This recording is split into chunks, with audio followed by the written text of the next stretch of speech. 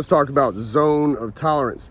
And in this case, I'm talking about sunlight. I can move around a little bit and you can see that the sunlight here where I'm at is patchy sun. Okay, so there's places that are fully in shadow and places that are fully in sun right next to each other.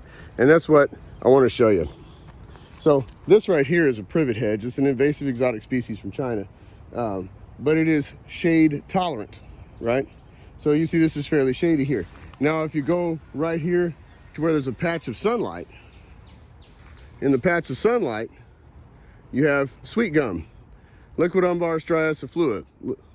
It's not a shade tolerant species. This is a full sun species. A lot of poison ivy between me and the sunlight.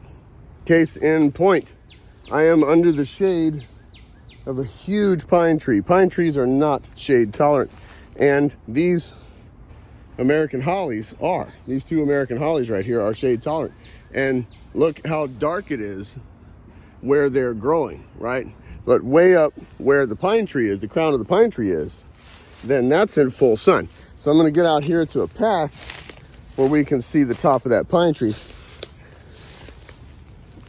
All right.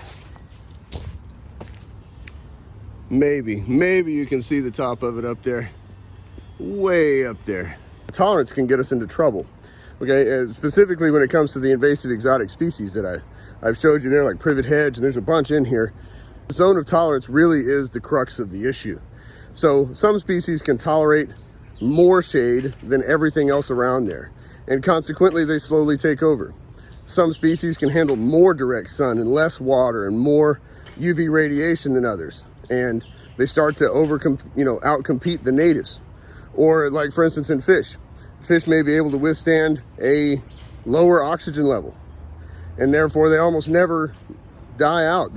You just can't get rid of them. Zone of tolerance has a lot to do with threatened and endangered species as well.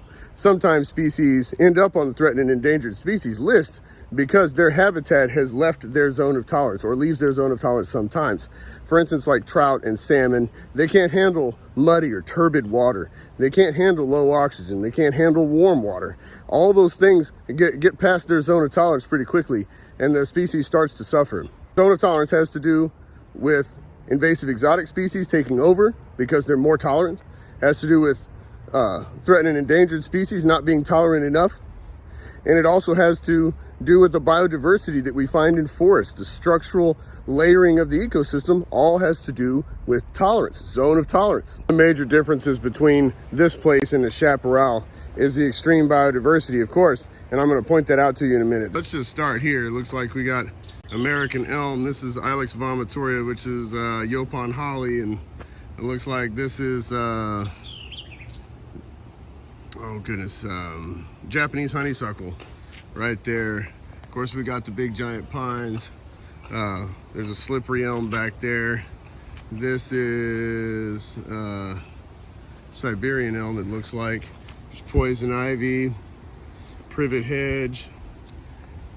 Let's see, that's a mimosa tree back there, or a silk tree. That's a black willow back there. This is a huge basswood tree that's back there. There's a basswood tree. This is red oak.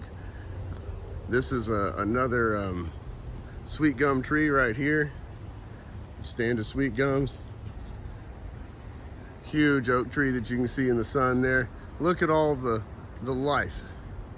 Look at all the life. Now when we get here in East Texas, you see all the flowers in the distance. Those are from huge mimosa trees. Now what happens is, when you get more sunlight, this is in deep East Texas, it almost never freezes here. There's no ice here. Look at this huge basswood, just glorious, the leaves off this thing, the huge flowers up there from the mimosas. This is almost a 360-day growing season here in deep East Texas. You had more days of sunlight, you had tons and tons of water. It rains 2 to 3 times as much here as it does in DFW area, and probably 5 times as much, 4 to 5 times as much as it does in the driest parts of the chaparral. So we've added water, added more sunlight, more growing season. The soil's very similar, it's very sandy here. So that's not the issue. You've added, as you dial up the abiotic components, then you're going to dial up the biotic components as well.